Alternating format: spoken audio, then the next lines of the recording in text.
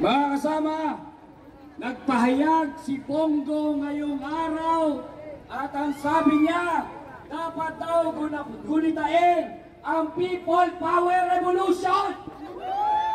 Gusto ko siyang sagutin. Gusto kong sagutin si Bongo. Bongo, kung gugunitain namin ang EDSA People Power Revolution, dapat gumulong ang ulo ni Rodrigo Duterte! At lahat ng kasapakat ni Rodrigo Duterte at kasama ka doon, sisiguraduhin namin na sa paggunitan namin ng EDSA People Power Revolution, hindi makikinabang si Duterte! Ang lahat ng nagkugunita ngayon ng EDSA People Revolution ay against sa kasamaan at kadiliman! Nakakalimutan yata nila na ang People Power Revolution ay hindi revolusyon ng mga burgess, hindi revolusyon ng mga asintero, hindi revolusyon ng mga elite, hindi revolusyon ng mga trapo, hindi revolusyon ng mga political dynasties. 10 taon bago ang EDSA People Power Revolution, lumaban ng mga manggagawa, ang mga maralita, ang mga kabataan para baguhin ang lipunan. At sa ating paggunita, dito ngayon ang EDSA People Power Revolution, ginugunita natin at nilalagay natin sa ating isip ano yung hindi natin nagawa. Noong 1986, napatalsik natin si Marcos, ngunit meron tayong importante hindi nagawa. Hindi nagkaroon ng tahasang political at social revolution. At nilalagay namin sa aming isip ngayon, pag nangyari ulit ang People Power Revolution, hindi maaaring walang tahasang pagbabago ng buong lipunan. At isa sa hindi natin nagawa, pinatalsik natin ang diktador, ngunit hindi natin siya naparusahan. Pag nangyari ulit na nagkaroon ng direktang interbensyon ng taong bayan upang patalsikin ang kadiliman at kasamaan, sisiguraduhin natin na may totoong accountability. Paparusahin natin si Rodrigo Duterte na mamatay tao. Paparusahan natin si Sara Duterte na mandarambong. Ang napaka-importante, gusto nating maparusahan si Sara mandarambong, si Rodrigo mamamatay tao, dahil gusto natin maparusahan ang mga Marcos. Hindi magiging parehas ng 1986 pag tayo'y kumilos na. Kailangan at alam natin, kailangan ng ating lipunan ng totoong revolusyon! Sapagkat ito ang people power, ang kasalukuyang panahon. Alamin natin ang mga mag-aaral, paano silang ikilos para panagutin si Duterte. Awagin natin si Nina Laron, Student Council Alliance of the Philippines. Mabuhay tayo lahat!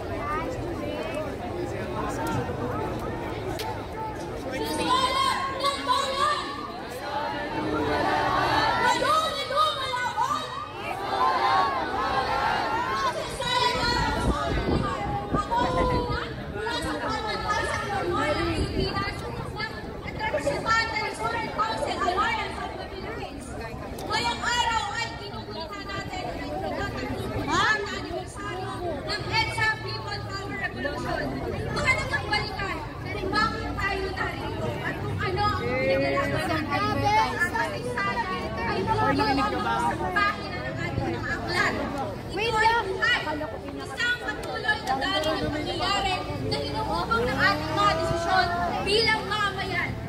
Para sa ating kabataan at kapwa estudyante, ang ating pag-unawa sa nakaraan ay susi upang may paglaban ang ating hinaharap.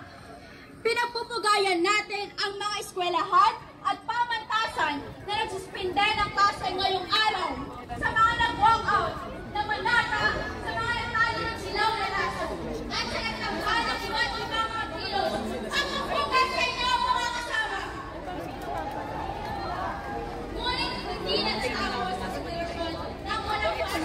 Hindi ito isang araw ng magpapahinga, kundi isang araw ng pagbabalik tanaw at pagkilos. Ang diwa ng EDSA ay hindi lang ang alaala, kundi isang patuloy ang dalang kakayaan at namagkakaroon ng laban, hindi na hinihintay. At dahil ba hindi deklara ng ating pamatasang o paaralan ang suspensyon ng klase, hindi mapipigilan ng mga estudyante lumabas sa lansangan, ipahayag ang kanilang paninindigan at nakisa sa panawagan para sa hustisya at katotohanan. Sapagkat ang tunay na esensya ng EDSA ay hindi lamang nasa litrato at kwento, kundi nasa bawat isa sa atin, sa ating tapang, sa ating prinsipyo, at sa ating sama-samang pagkilos.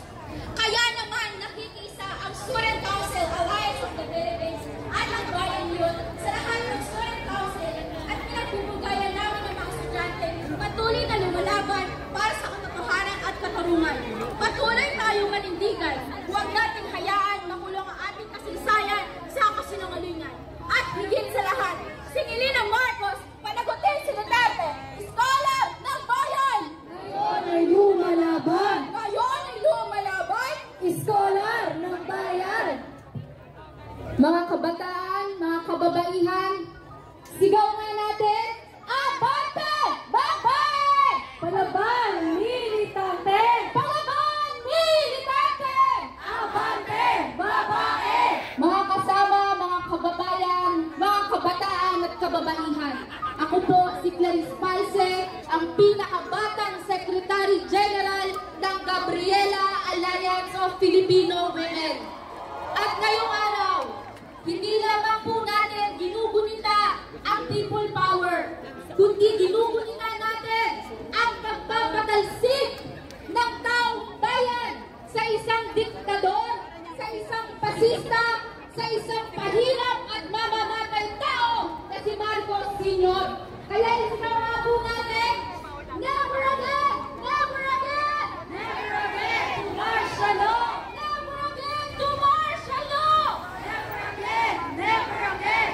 Pero mga kasama, mga kababayan, kadalasang nakakalimutan ang mga kababaihan sa kasaysayan ng pakikibaka at paglaban ng mamamayan laban sa diktadura. Kaya nandito rin tayo para pagpugayan ang buhay at kamatayang inilaan ng mga kababaihan noong panahon ng 1986 kung saan pinangunahan ng mga kababaihang manggagawa ang mga welga sa mga pabrika. Pinangunahan ng mga kababaihang magsasaka ang mga barikada sa mga sakahan at pinangunahan ng mga kababaihang kabataang estudyante ang mga picket protesta, mga walkout sa loob ng mga pamantasan. Ito po ang lugar ng kababaihang Pilipino sa kasaysayan ng ating bansa. Ayaw ng mga kababaihan sa diktadura. Diktadura ng kagutuman. Diktadura ng karakasan. Diktadura ng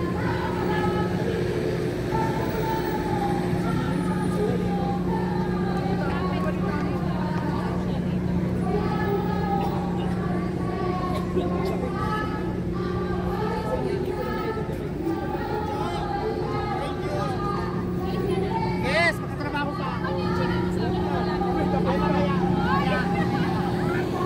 Alitaw po ay kumulitin natin ang Marco 8, pantalisigang araw ng kababalihang anak pawis. Pinset ang panawagan para panagutin si Marcos Jr. Singilin ang mga Duterte at litisin, patalsikin si Sara Duterte. Kaya mga kasama, isang sigaw pa, Abante! Babae! Palaban, militante! Palaban, militante! Abante! Babae! Maraming salamat mga kasama. Magkita-kita po tayo sa Marso 8.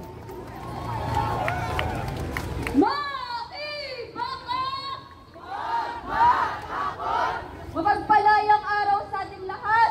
Ako po si Jonila Castro mula sa Karapatan. Mapanghabol ang mga naunang nagsalita. Pinatunayang nagpapatuloy ang lahat ng dahilan upang kumilos tayo. Nasa parte tayo ngayon ng kasaysayan na kailangan nating mamili kung saan tayo papanig. Sa hanay ba ng mga kurap, mapagsamantala at mapalupit? Sa hanay ba ng o sa hanay ng mamamayang naghihirap, sinasamantala at sinusupi? O sa hanay ng mga nananahimik? Higit kailanman, kailangan nating sa buhay ang diwa ng EDSA People Power.